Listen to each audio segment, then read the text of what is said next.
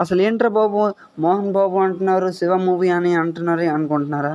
అసలు శివ మూవీకి అండ్ మన మోహన్ బాబు గారికి అసలు సంబంధం ఏంటని అనుకుంటున్నారా? అయితే ఈరోజు తెలుసుకుందాం. Welcome to movie theatre channel. Ram Gopal Varma గారు దర్శకేంద్రం వహించిన శివ మూవీ అప్పట్లో సెన్సేషన్ హిట్గా నిలిచిన ఈ మూవీ.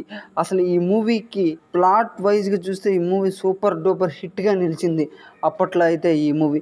అలాగే మన నాగార్జున గారికి ఓ మంచి క్రేజ్ తెచ్చిన మూవీ అంటే ఇదే.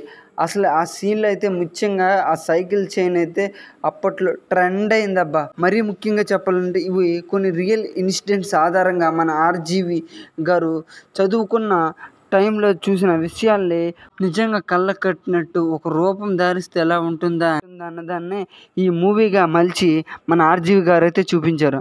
మరి ఈ మూవీకి మన మోహన్ బాబు గారికి ఏంట్రా సంబంధం అంటే, ఈ మూవీలో మన నాగార్జున సరసన విలన్ రోల్కి మన మోహన్ బాబు గారిని అయితే తీసుకుందామని అయితే నాగార్జున గారు అయితే సజెషన్ ఇచ్చారంట.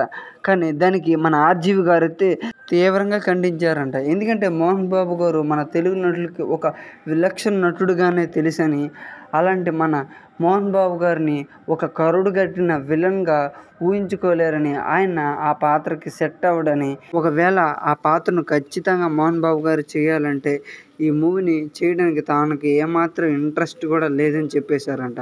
ఆర్జీవి గారు చెప్పినట్లే మూవీ నుంచి మోహన్ బాబు గారిని తప్పించి మన రాఘవ గారిని, అలాగే బాలీవుడ్ యాక్టర్ అయిన గణేష్ పాత్రకు మన గోపాల్ గారిని తీసుకొని ఒక మంచి బ్లాక్ బస్టర్ని అయితే సాధించారబ్బా. మీకు ఈ వీడియో నచ్చినట్లయితే దయచేసి లైక్ అండ్ సబ్స్క్రైబ్, పక్కనే ఉన్న గంట సింబల్ని ఆన్లో పెట్టుకోండి ఫ్రెండ్స్.